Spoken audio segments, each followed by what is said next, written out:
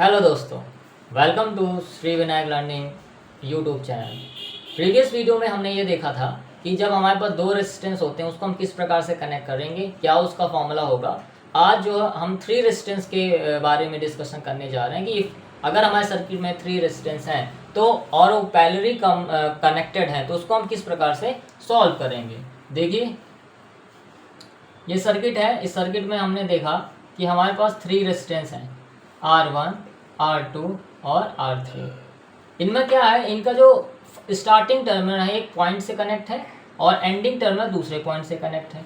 तो this combination, इस तरह के कॉम्बिनेशन को हम क्या कहेंगे, parallel combination. This combination is known as a parallel combination.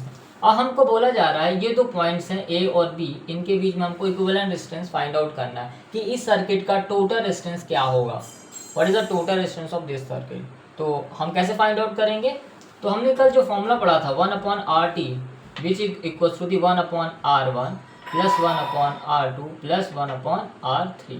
Clear, this is a formula for finding the total resistance of a given circuit. इस सर्किट का टोटल रेजिस्टेंस निकालने का ये फॉर्मूला है। अब हम एक देखिए एक न्यूमेरिकल देखते हैं जिससे हमको ये कॉन्सेप्ट काफ़ी क्लियर हो जाएगा, फिर हमको किसी प्रकार का कोई जो डाउट्स है वो सब भी क्लियर हो जाएंगे।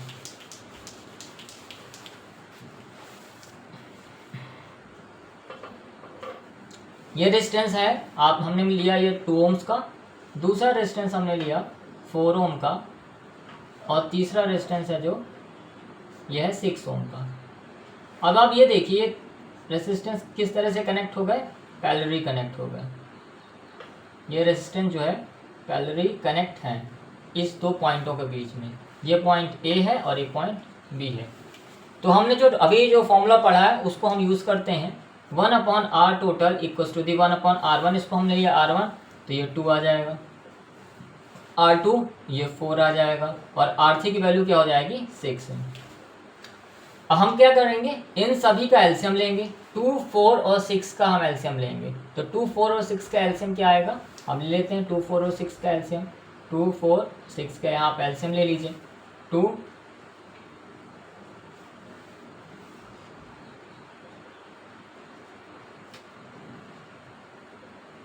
तो व्हाट वी गेट 3 2 6 2 12। तो हमारा जो एलसीएम है वो 12 आएगा। अब इसको हमको सॉल्व करना है, तो 2 से आप इसको डिवाइड करेंगे तो 6 आएगा। देन फिर 4 से करेंगे तो 4 3 12 और 6 2 12। क्लियर, तो हमारा जो आंसर आएगा बेसिकली क्या आएगा, 6 3 9 और 11। 9 + 2 11, 11/12। क्लियर, तो ये जो वैल्यू आई है 1/RT की वैल्यू आई है। 1/RT की वैल्यू कितनी आ गई, 11/12। हमको क्या चाहिए, टोटल रेजिस्टेंस चाहिए, मतलब RT चाहिए। तो RT की वैल्यू के लिए हम क्या करेंगे, इसको हम रिवर्स कर देंगे, उल्टा इन्वर्स कर देंगे। तो 12/11 that's ohm. This is the answer of given question. Clear, अब हम मिक्स टाइप के सवाल करेंगे। हम ये देखेंगे कि हमारे सर्किट में सीरीज भी है और पैरेलल भी है, तो उसको हमको कैसे सॉल्व करना है, इस प्रकार से कुछ न्यूमेरिकल्स हम करेंगे क्लास में। देखिए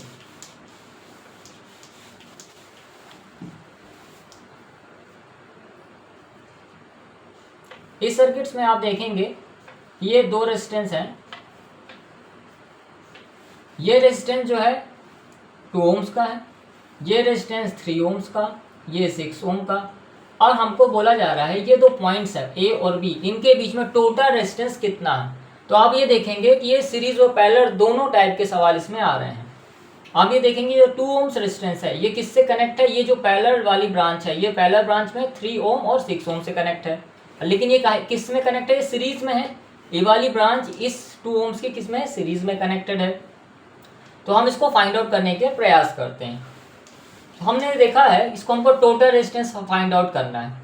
तो basically this is a series combination. अगर हम यहाँ से एक पॉइंट ले लेते हैं तो ये हमारा क्या बन रहा है, ये रेजिस्टेंस 2 ओम का और ये पूरी ब्रांच जो है सीरीज में कनेक्टेड है 2 के। तो हम इसको सीरीज वाला इसमें फॉर्मूला यूज कर सकते हैं। तो R total equals to the 2 ohm plus, अब ये देखिए पैरेलल में कनेक्टेड है। तो कल हमने आपको पढ़ाया था कि जब भी ब्रांचेस जो हैं पैरेलल में कनेक्ट होंगे रेजिस्टेंस की तो कौन सा फॉर्मूला लगेगा, R1 × R2 upon R1 + R2।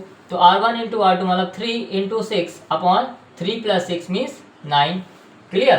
तो इसको हम सॉल्व करेंगे तो 2 प्लस, अभी 3 से 3 कैंसिल आ जाएगा, 3 1 जा 3, 3 3 जा 9 और 3 1 जा 3 2 जा 6, तो मीन्स यहाँ 2 आएगा। तो आर टोटल की जो वैल्यू आएगी, R total equal to the 4 ohm. That's clear. इस प्रकार से हम जो है सर्किट्स को सॉल्व कर इक्विवेलेंट रेजिस्टेंस किसी भी सर्किट में किसी टर्मिनल के अक्रॉस फाइंड आउट कर सकते हैं। बस हमको ये देखना है कि थोड़ा ये देखना पड़ेगा कि रेजिस्टेंस जो है उसका कनेक्शन किस प्रकार से है दूसरे रेजिस्टेंस के साथ, सीरीज में है कि पैरेलल में। बस ये थोड़ी थोड़ी बारीकियां जो है हमको ध्यान में रखनी पड़ेंगी और हमारा बड़ी आसानी से कोई भी आप सर्किट्स को कोई भी आप इसको सॉल्व कर सकते हैं। क्लियर। देखिए जो हमारा नेक्स्ट टॉपिक है कार्बन रेसिस्टर। अब इसमें हम इस लेक्चर में हम डिस्कशन करने जा रहे हैं कि how to find out the value of carbon resistor. अगर हमको कोई भी कार्बन रेसिस्टर दे दिया जाए तो उसमें डिफरेंट कलर्स होते हैं और उन कलर को हम कैसे आइडेंटिफाई करेंगे और उस कलर रेसिस्टेंस के थ्रू हम उसकी एग्जैक्ट वैल्यू कैसे फाइंड आउट करेंगे, वो हम उसको इस लेक्चर में डिस्कशन करने जा रहे हैं। तो देखिए जो रेसिस्टेंस होता है वो इस प्रकार से हमको दिखेगा। जो कार्बन रेसिस्टेंस होगा इस प्रकार से हमको वो जनरली बनाए जाते हैं। उसमें क्या होते हैं, बैंड्स होते हैं। ये क्या है, बैंड्स हैं। ये बैंड्स इनको क्या बोलते हैं, कलर बैंड्स होते हैं। तो हम यहाँ देखें तो 1 2 3 एंड 4 जो 3 बैंड्स होते हैं, शुरुआत के जो 3 बैंड्स हैं, ये क्या बताते हैं, वैल्यू ऑफ रेसिस्टेंस बताते हैं। रेसिस्टेंस की क्या बताते हैं, ये वैल्यू बताते हैं। मतलब हमारा रेसिस्टेंस कितने ओम का है वो हमको इन 3 बैंडों से पता चलता है। और ये जो लास्ट वाला रेसिस्टेंस है, लास्ट वाला जो बैंड है, ये बताता है टॉलरेंस, मतलब सहनशीलता। ये क्या बताता है, हमारी टॉलरेंस कैपेसिटी। इस रेसिस्टेंस को हम कितने प्लस माइनस में हम यूज कर सकते हैं, ये हमको किससे पता चलता है, लास्ट वाले बैंड से।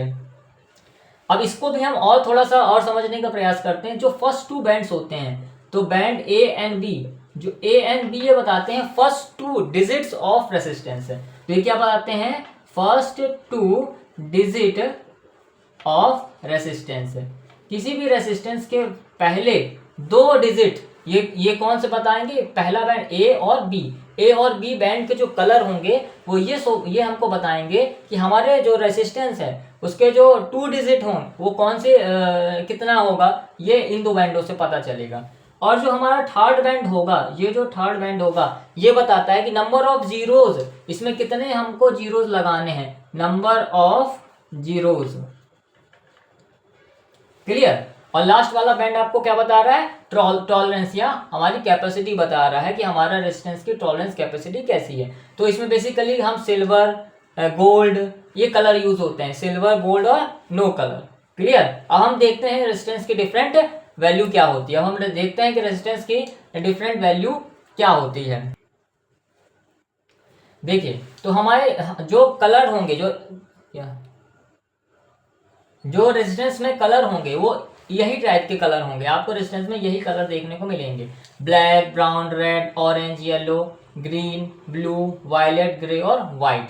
तो इन कलर की अलग अलग वैल्यूज होती हैं। जिस तरह ब्लैक है तो 0 है, ब्राउन है तो 1 है, और रेड में वैल्यू 2 होगी, ऑरेंज कलर दिया है तो 3 होगी, येलो है तो 4 है, ग्रीन है तो 5 है, ब्लू है तो 6 है, वायलेट है तो 7 है, ग्रे है 8 और व्हाइट को 9 वैल्यू दी गई। क्लियर।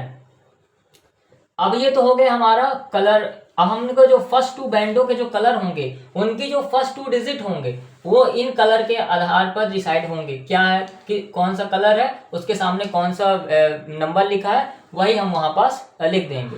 अब लेकिन जो हमारा थर्ड बैंड है, जो कलर है, जो ये बताएगा, मल्टीपल बताएगा कि नंबर ऑफ जीरोस कितने होंगे, वो किस पे डिपेंड करेंगे, वो 10 की पावर्स पे हम इसको निकालते हैं। जिस तरह यहाँ 10 की पावर 0 होगी, यहाँ 1 आ जाएगा। 10 की पावर 0 मतलब किसी भी नंबर की पावर 0 होती है तो उसकी वैल्यू 1 हो जाती है। यहाँ 10 की पावर 1 मीन्स 10 इसकी वैल्यू हो जाएगी। 10 की पावर 2 इसकी मीन्स 100 हो जाएगा। 10 की पावर 3 मीन्स 1000, और इसी को हम क्या लिखेंगे, के, 1K। 10 की पावर 3 को भी हम क्या लिख सकते हैं, 1K। मतलब किसी भी, अगर मान लीजिए 30 आ रहे हैं या कहीं अगर हमारा थर्ड बैंड ऑरेंज कलर का है तो उसको हम 1K से मल्टीप्लाई कर सकते हैं, मतलब उसको किलो ओम्स में लिख सकते हैं। क्लियर। येलो है तो 10 की पावर 4, ग्रीन है तो 10 की पावर 5 और 10 की पावर 6 और 10 की पावर 7, इस प्रकार से सो ऑन, 10 की पावर 8 और 10 की पावर 9। अब हम देखेंगे जो हमारा लास्ट बैंड रहा वो क्या बता रहा था, टॉलरेंस। अगर गोल्ड है, अगर लास्ट बैंड गोल्ड कलर का है तो उसका टॉलरेंस ±5%। सिल्वर दे रखा है तो ±10%। और अगर उसमें कोई कलर नहीं दे रखा है, किसी प्रकार का कलर नहीं दे रखा है, तो +-20%। क्लियर?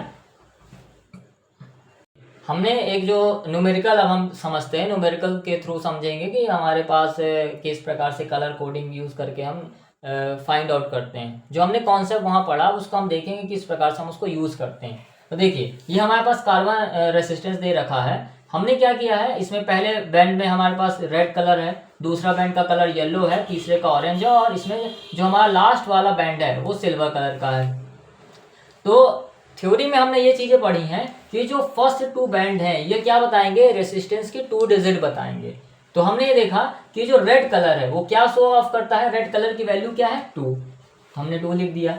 येलो कलर ये क्या बताता है, इसकी वैल्यू क्या है, येलो की वैल्यू क्या है 4, हमने 4 लिख दिया।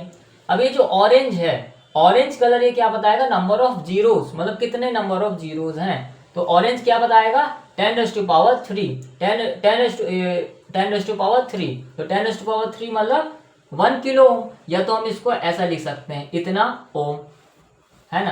प्लस माइनस सिल्वर की वैल्यू क्या होती है, ±10%।